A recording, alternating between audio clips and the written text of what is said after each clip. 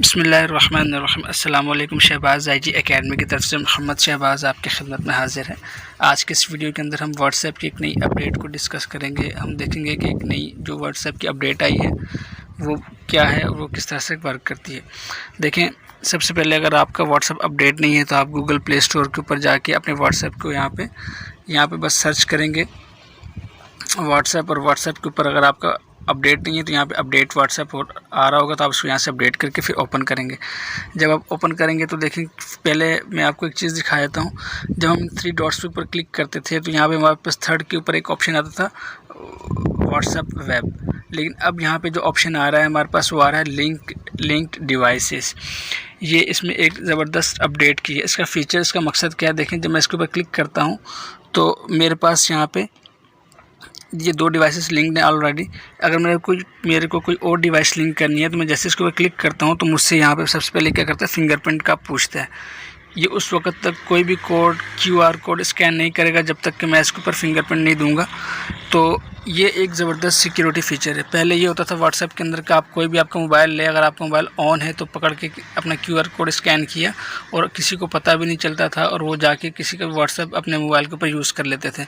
लेकिन अब इसमें एक सिक्योरिटी फ़ीचर ऐड कर दिया है कि यहाँ पर आपको फिंगरप्रिंट का ऑप्शन दे दिया है एंड्रॉयड यूज़र के लिए, और अगर आप आईफोन यूज़र हैं तो आपके पास वहाँ पे फेस आईडी का ऑप्शन दे दिया है कि जब भी आप किसी भी डिवाइस को लिंक करने के लिए इसको स्कैन करेंगे QR कोड को, तो उससे पहले आपको अपना फिंगरप्रिंट की ऑथेंटिकेशन देनी होगी, या आप आईफोन यूज़ कर रहे हैं तो वहाँ पे आपको फेस आईडी की ऑथेंटिकेशन देनी होगी।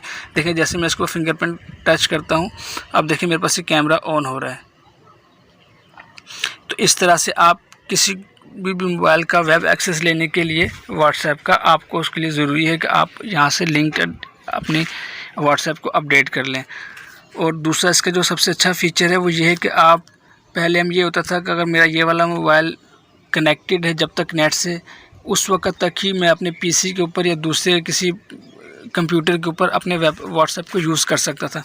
लेकिन इस फीचर का फ़ायदा ये हुआ है कि अगर मैं अपने इस व्हाट्सएप से, इस अपने मोबाइल से, जो मेरा मेन मोबाइल है, यहाँ से मैं अगर व्हाट्सएप को लॉग ऑफ भी कर दूँ, लेकिन जिस डिवाइस के ऊपर मैंने इसको लिंक किया है, जिस कंप्यूटर के ऊपर लिंक किया है, मैं वहाँ से इसको यूज़ कर सकता हूँ और वहाँ से इसके तमाम फीचर्स को यूज़ करके उसको इस्तेमाल कर सकता हूँ। मतलब ये कि वहाँ से मैसेजेस को भेज भी सकता हूँ और रिसीव भी कर सकता हूँ, भले मेरा जो ये मेन मोबाइल है जिसके ऊपर मेरा व्हाट्सएप है इसका डाटा कनेक्शन ऑफ भी हो। तो ये बहुत ज़बरदस्त फ़ीचर है। लेकिन ये जो फ़ीचर है ये अभी इन प्रोसेस है, इसके अंदर डेवलपमेंट चल रही है। अभी ये बीटा वर्जन्स में बहुत ही कम लोगों के पास ये फ़ीचर एक्टिव हुआ है। अभी इसके अंदर काम चल रहा है, तो आप अपने व्हाट्सएप को अपडेट करके देखें तो आपको उम्मीद है यहाँ पे भी लिंक डिवाइसेस का ऑप्शन मिलेगा। पहले यहाँ पे व्हाट्सएप वेब का ऑप्शन था, लेकिन अब यहाँ पे लिंक डिवाइसेस का ऑप्शन आ गया। लेकिन अगर आपके पास ये ऑप्शन आ गया तो आप इसको इस्तेमाल कर सकते हैं, और अगर आपके पास ये ऑप्शन नहीं आया तो थोड़ा सा इंतज़ार करें, उसको अपडेट करते रहें, इंशाल्लाह जल्द आ जाएगा। तो ये बहुत ही ज़बरदस्त ऑप्शन है। उम्मीद है आपको इससे बहुत फ़ायदा होगा। आपसे नेक्स्ट वीडियो में मुलाकात होती है, तब तक के लिए इजाज़त दें। अस्सलामु अलैकुम व रहमतुल्लाहि व बरकातुहू।